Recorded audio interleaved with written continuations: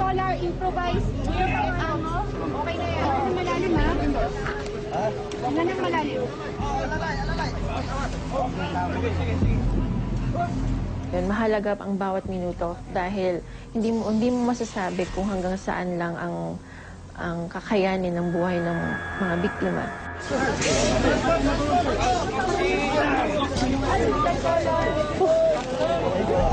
Sandali lang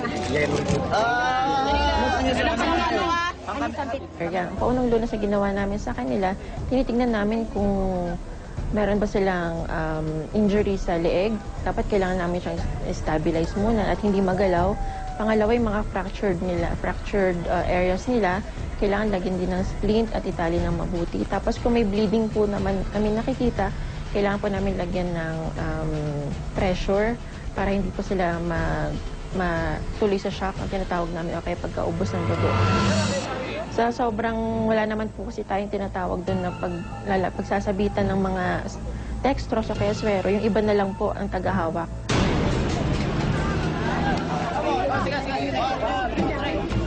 Mahalaga na sa triage area pa lang, i-stabilize na muna natin ang mga biktima dahil yung lugar ay medyo malayo sa ospital, around 20 minutes kung tatakbahin ng ambulansya ito.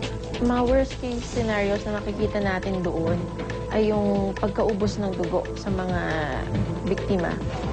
So, isa sa mga naiakyat na biktima ay yung driver. So, siya po yung masasabi natin isa sa mga buhay sa mga nabiktima dito. Nagkaroon siya ng head injury at saka spinal cord injury at mga fracture. Medyo malala din po siya pero nakakapagsalita naman po siya. Di ba ba ito mga spine bars? Karamihan din po sa kanila ay mga dead on the spot na po. Mostly cause of death ng mga patay sa head injury talaga. Marami rin fracture sa likod, sa legs, halos sa lahat po talagang makikita mo malakas ang pagkakabagsak nitong, yung impact ng pagkakabagsak nitong bus na to.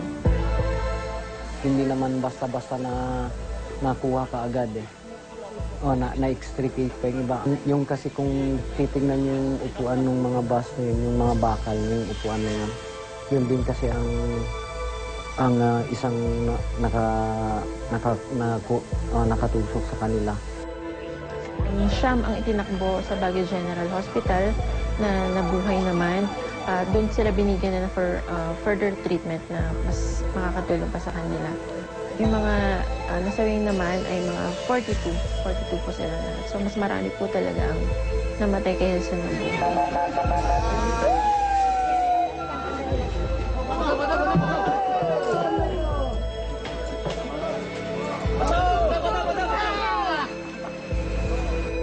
Itong pinakamalaki na pinuntahan naming run o takbo.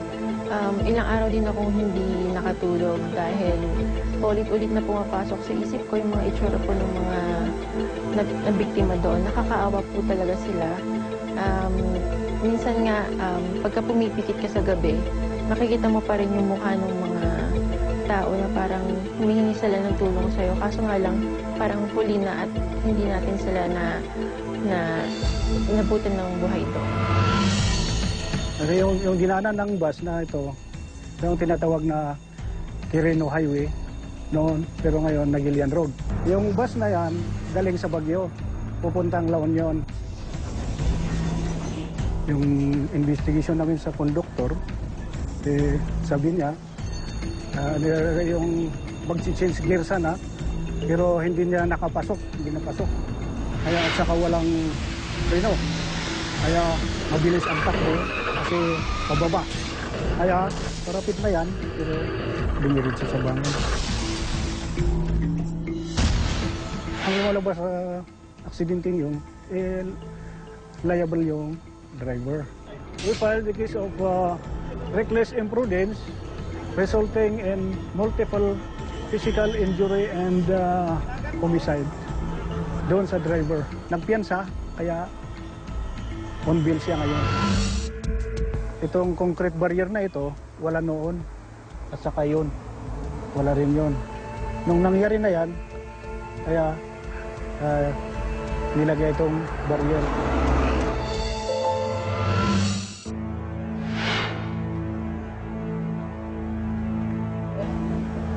Na bumagsak po ako sa puno, nawalan ako ng malay. Nung nagising na ako, nandun na ako sa ospital po. Nagkaroon po ako ng sugat sa kamay, sa mukha, dito po. Wala pong binigay na tulong yung bus company.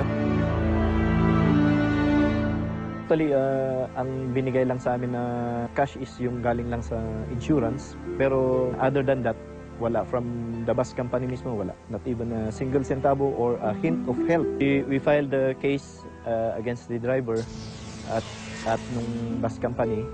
But until now nga, 2 years have passed pero wala pa rin talagang definite na kasagutan sa mga sa kaso. Parang wala na yung wala nang timbang ko sa physically, parang wala. Bigla na lang na ganun. So I'm just groping in the dark after the incident.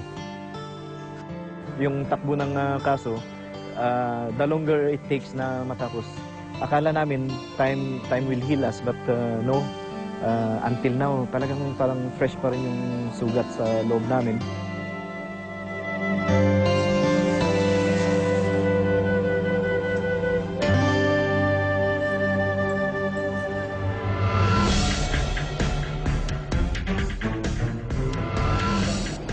Tayo po ay bibiyahe, lalong-lalo na sa mga pampasaherong sasakyan patungo sa uphill climb tulad ng Baguio Mountain. Iwasan po natin yung napakadaming sakay o yung pong sinatawag ng overloading. Yan po ang isang mag-cause o magiging dahilan ng baka hindi na makayanan ng isang sasakyan. Ang pagpreno po, lalong-lalo na po kung galing sa itaas, biglang lulusong. Bago tumakbo, i-check po lahat. Unang-una po, ang preno. Tignan po, pa-check muna natin. Baka po mamaya, pud-pud na yan. Lalong-lalo na mga brake disc, ang masters. Kung ganyang mayroong mga aksidente, alam mo na wala ng preno. Eh, siguro po ang una nating gawin, mga pasahero, ay umawak po kaagad tayo sa dapat na hawakan sa ilang parte ng sasakyan. O kaya, ang driver, siguro lalo pa sa mountainous area, iwas mo na siya sa bangin, mas ibangga mo na sa mga bato sa parting kanan para mas konti o lesser ang damage na mangyayari lalo-lalo sa mga pasahero. Passenger jeepney na may laman na 22 na tao. Nandun silang lahat sa isang side. May mga umiiyak. Pagdating po namin doon, ang naabutan namin, yung driver po,